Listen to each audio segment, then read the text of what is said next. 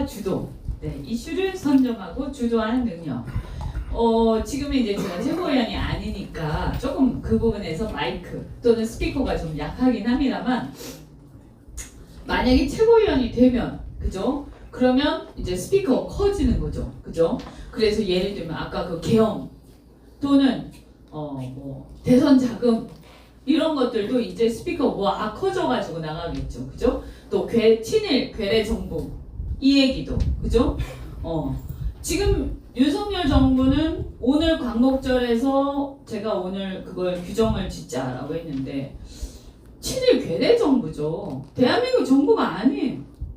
이걸 대한민국 정부인데 그냥 약간 친일 성향이 있는 정부? 이렇게 얘기할 수 있습니까? 아니죠. 친일 괴뢰 정부예요. 저는 대한민국 정부 아니라고 생각해요.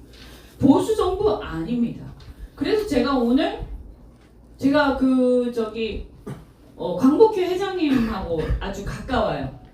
제가 광복회 회장님한테 그랬어요. 제안을 했어요. 한번 얘기를 합시다. 광복회가 진짜 보수. 진짜 보수. 네. 광복회 정도가 진짜 보수. 저 윤석열 정부는 가짜 보수, 친일 괴뢰 정부. 그래서 진짜 보수들이 들고 일어나야 된다. 이제 내가 볼 때는 보수는 국가 정체성과 민족 정체성이 뚜렷한 집단이다. 그죠? 그래서 그렇게 생각하는 사람들이 이제 뭉쳐서 민주 세력하고 다 같이 뭉쳐가지고 새 판 짜야 돼. 새 판 짜야 돼. 그래서 우리가 다시 판을 짜야 되겠다. 이런 분위기를 이제 만들어야 되겠다라고 저는 생각해요. 그래서 우리가 보수 대 진보 이렇게 생각하면 이게 해결이 안 돼요. 저 친일 괴뢰 정부를 이제 무너뜨려야 돼요. 이렇게 판을 다시 짜야 되는데 그 판의 구도를 보수 대 진보가 아니라 여러분 이거 잘 이해를 하셔야 돼요. 보수 대 진보 자꾸 판 생각하시면 우리가 자꾸 옆으로 가는 거예요. 그게 아니고요. 친일 괴뢰 정부 대 그러니까 가짜 보수 대 그죠? 예. 진짜 보수 플러스 민주 진보 세력 다 해갖고 그래서 한 7, 80%가 똘똘 뭉쳐가지고 저거 없애버려야 돼 진짜. 그리고 20대 보면 경제를 잘하고 있고. 네. 그래서 그게 그렇죠. 네. 그래서 이게 뭐냐? 이슈를 이렇게 바꿔버려야 되는 거예요. 이슈를. 그죠? 금방 제가 한 게 뭐냐? 이슈를 이렇게 바꾼 거예요. 이슈를. 네. 그렇게 되면 김덕진도 우리에게 오고 온건 보수 진영도 오고 그래서 네. 우리가 큰 세력을 정하고 이길 수 있다라는 그렇죠. 대선까지 해서 큰 전략인 거죠. 프레임을 바꿔야 되는 거예요. 프레임을. 그죠? 프레임을 바꾸는 게 굉장히 중요하다. 이슈를 바꾸고 프레임을 바꾸는 능력이 다른 사람들보다 조금 더 탁월하다 하는 말씀드리고 네.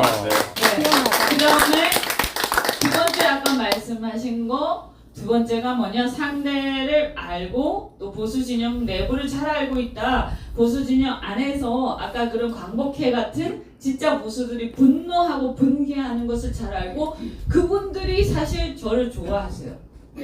저를 신뢰하시고. 네, 한번 갔다 오셨잖아요. 네. 가서 오시니까는 진짜 우리가 정말 민주주의가 체화된 정당이고는 느끼셨다는 얘기를 하셨는데 네. 우리 민주당 장점은 뭐라고 생각하세요? 그래서 앞으로 어떻게 저 윤석열 한동훈을 잘 알기 때문에 이렇게 이기겠다 그 말씀까지 해주시면 좋을 것 같아요. 네, 그러니까 제가 말씀드렸잖아요.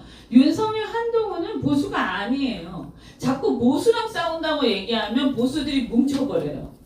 그죠? 그러니까 그들 안에서 진짜 보수와 가짜 보수를 갈라야 돼요.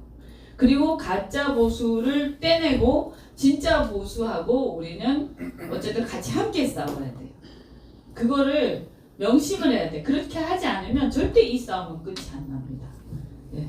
그리고 마지막으로 이제 경제 전문가로서 정말 조금 전에 얘기하신 먹사리즘 네. 어떻게 이재명 대표의 먹사리즘을 구현하는 최고위원이 되실 것인가 좀 그 보관도 한 말씀 해주시죠. 그래서 이제 제가 유일하게 8명 중에서 경제 전문가예요. 그래서 아까도 잠깐 오시기 전에 얘기했었는데 이제 산업 쪽 전문가고 또 에너지 전문가고 그래서 이재명 대표께서도 이제 먹사니즘 얘기하시면서 그 중에서 이제 에너지 고속도로 얘기하셨잖아요. 앞으로의 미래에는 사실은 우리가 AI라든가 여러 가지 이제 이런 것들은 초에너지 산업들이에요. 그래서 에너지를 어떻게 확보하고 그래서 어떻게 이동시키느냐, 어떻게 확보하느냐가 가장 큰 관건인데 거기에서 우리나라 같은 경우에는 사실 지방 같은 경우에는 이 신재생 에너지가 굉장히 중요한 거예요. 그죠? 근데 지금 이제 윤석열 정부는 아리백 때문에 망신을 당하다 보니까 여기에 대한 증오심을 가지고 이걸 막 이렇게 때리고 있는 거거든요. 아주 어리석은 그 사람인데 그래서 어쨌든 우리는 이제 그런 부분들을 다시 살리면서 사실 늦기 전에 다시 살리면서 그것을 국가 동력화하고요. 그래서 이 에너지 부분을 더 투자를 하고 그래서 이 에너지 부분을 더 투자해서 이것을 우리 산업화를 해야 되는 거예요. 풍력이라든가 많은 분야에 우리가 사실은 능력이 있는 부분이 많이 있습니다. 전력 부분에서.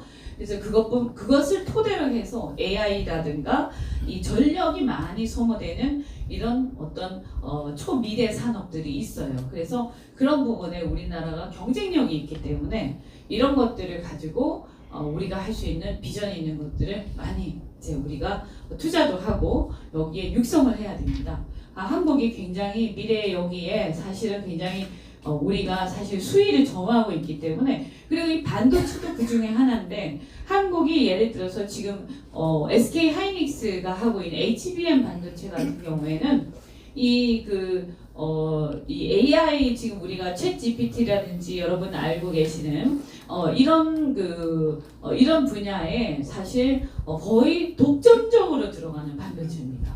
한국의 SK가 거의 독점적으로 납품하고 있는 거예요. 그러니까 앞으로도 제가 볼 때는 그래도 한 10년, 20년은 우리가 이걸로 계속해서 경쟁력을 저는 유지할 거라고 보거든요. 그래서 이 부분에 대해서 우리가 사실은 그런데 지금 윤석열 정부는 문제가 뭐냐 하면 그런데 신재생 에너지나 이런 것들에 대해서 본인이 아까 망신당했다고 그랬잖아요. 아리백 그죠? 그렇죠. 망신을 당하다 보니까 지금 불균형하게 지금 하고 있는 거예요.